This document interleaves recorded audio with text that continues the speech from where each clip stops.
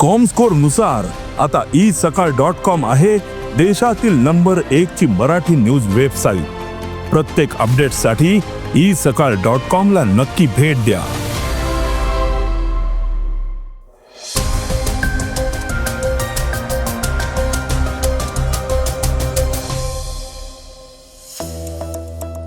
मराठी सक्तीसाठी शिक्षण विभागाने नवा आदेश काढलाय। होर्मुझची सामुद्रधुनी व्यावसायिक जहाजांसाठी पूर्णपणे खुली केली आहे। घटना दुरुस्ती विधेयक लोकसभेत नामंजूर झालंय। LPG आणि कच्च्या तेलाबाबत सरकारने काय माहिती दिली? महाराष्ट्र राज्य परिवहन महामंडळाने हंगामी भाडेवाढ जाहीर केली आहे। वैभव सूर्यवंशी बद्दल एक मोठं भाकीत केलंय। रजनीकांत यांच्या जेलर 2 ला गळतीचा फटका बसलाय। या बातम्या आपण आजच्या पॉडकास्टमध्ये ऐकणार आहोत। नमस्कार, मी अनिरुद्ध गद्रे। आज 18 एप्रिल वार शनिवार। तुम्ही ऐकत आहात देशातील number 1 Marathi news website isakal.com चं पॉडकास्ट। पॉडकास्टची पहिली बातमी आहे शिक्षण विभागाच्या नव्या आदेशाची। राज्यातील असलेल्या केंद्रीय मंडळाच्या आणि विशेषतः CBSE आदी मंडळांच्या शाळांमध्ये मराठी हा विषय अनिवार्य करण्याचा कायदा राज्यात लागू आहे, पण त्याची अजूनही नीट अंमलबजावणी होत नाहीये। यात अर्ध्याही विद्यार्थ्यांना मराठीचा विषय देण्यात येत नाही। मराठी विषयाला थेट डावललं जात असल्याची बाब सकाळने समोर आणली होती। शालेय शिक्षण विभागाने त्याची गांभीर्याने दखल घेत या अंमलबजावणीसाठी सुधारित आदेश जारी केलाय। या आदेशामुळे मराठी सक्तीच्या कायद्याला पायदळी तुडवणाऱ्या केंद्रीय आणि इतर मंडळाच्या शाळांवर कठोर कारवाई केली जाणार आहे। सुधारित आदेशामुळे शाळांची मान्यता काढून घेण्याची तसंच शाळांवर दंडात्मक कारवाई करण्याच्या प्रक्रियेला वेग येणार आहे। तसंच या शाळांमध्ये मराठी विषय शिकवण्यासाठी मराठी भाषेच्या शिक्षकांची नेमणूक करणेही अनिवार्य होणार आहे।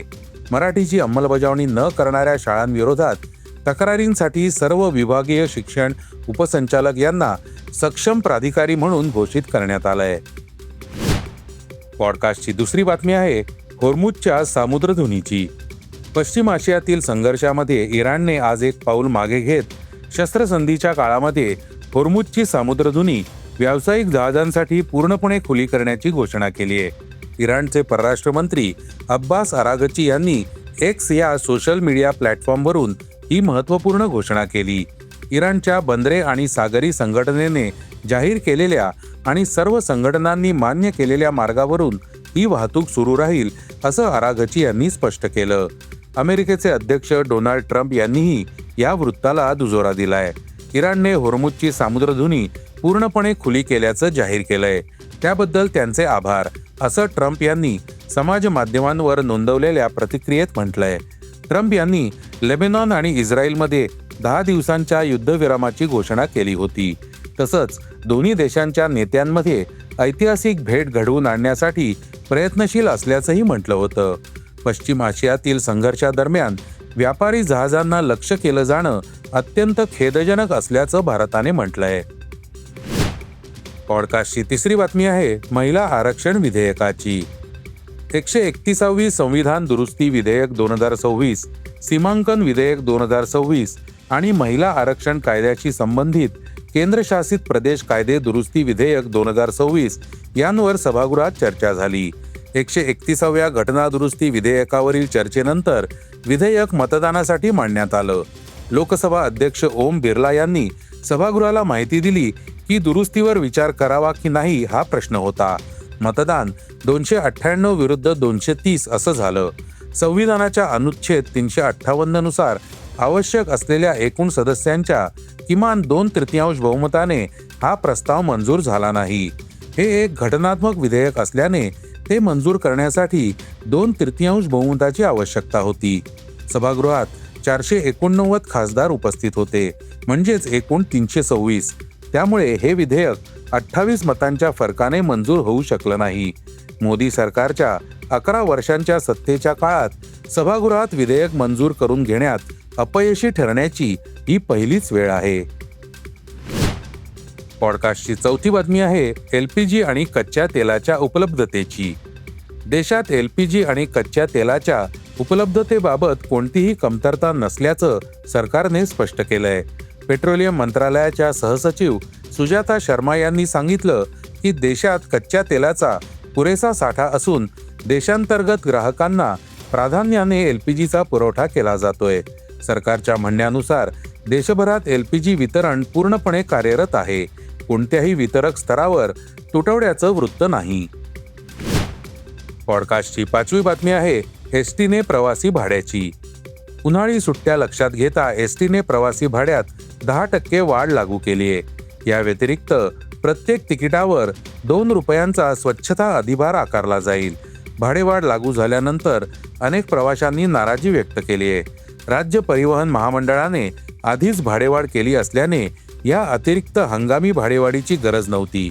उन्हाळ्याच्या सुट्ट्यांमध्ये आपल्या मूळ गावी प्रवास करणाऱ्या किंवा तीर्थयात्रेला जाणाऱ्या पर्यटकांच्या संख्येत लक्षणीय वाढ होते. प्रवाशांची ही वाढलेली संख्या लक्षात घेऊन राज्य परिवहन महामंडळाने ही हंगामी भाडेवाढ लागू केली आहे. ही भाडेवाढ 15 एप्रिल ते 15 जून पर्यंत लागू राहील. पॉडकास्टची 6वी बातमी आहे क्रीडा क्षेत्रातून. IPL 2026 मध्ये राजस्थान रॉयल्सचा सनसनाटी फलंदाज वैभव सूर्यवंशीने आपल्या स्फोटक फलंदाजीने क्रिकेट जगताला चकित केलंय. IPLचे माजी अध्यक्ष ललित मोदी हे देखील या तरुण खेळाडूचे चाहते बनलेत. ललित मोदींनी वैभव सूर्यवंशीची भरभरून प्रशंसा केली. ते म्हणाले की जेव्हा त्यांनी त्या लहान मुलाला पहिल्यांदा फलंदाजी करताना पाहिलं तेव्हा त्यांना स्वप्न पडत आहे असं वाटलं. सूर्यवंशीकडे बघा, मी तुम्हाला आताच सांगू शकतो की हा मुलगा भविष्यात भारतीय क्रिकेटचा नवा चेहरा बनेल. या मुलामध्ये प्रचंड आत्मविश्वास आहे. त्याच्या चेहऱ्यावर तो आत्मविश्वास स्पष्ट दिसतो असं ते म्हणालेत. पॉडकास्टची शेवटची बातमी आहे सुपरस्टार रजनीकांत यांची. दाक्षिणात्य चित्रपटसृष्टीत सध्या वेगवेगळ्या घटनांमुळे मोठी खळबळ उडाली आहे. काही दिवसांपूर्वी जननायगन या चित्रपटाची अनधिकृत प्रत समोर आल्यानंतर आता आणखी एका मोठ्या चित्रपटाशी संबंधित प्रकार उघडकीस आलाय. यामुळे निर्माते आणि कलाकारांमध्ये चिंतेचं वातावरण निर्माण झालंय. सुपरस्टार रजनीकांत यांच्या जेलर 2 या बहुप्रतीक्षित चित्रपटाची काही दृश्य इंटरनेटवर व्हायरल झाल्याची माहिती समोर आली आहे. यामुळे चित्रपटाच्या टीमने तातडीने प्रतिक्रिया देत प्रेक्षक आणि चाहत्यांना चित्रपटाची दृश्य शेअर न करण्याचं आवाहन केलंय. निर्मात्यांनी स्पष्ट केलं आहे की त्यांच्या अँटी पायरसी टीमकडून या प्रकरणाची गंभीरपणे चौकशी सुरू असून दोषींवर कडक कारवाई केली जाईल. हे होतं isakal.comचं पॉडकास्ट, अर्थात सकाळचं पॉडकास्ट. उद्या पुन्हा भेटूयात. हे पॉडकास्ट तुम्हाला कसं वाटलं जरूर कळवा. त्याला रेटिंग द्या आणि इतरांना रेकमेंड करा. धन्यवाद.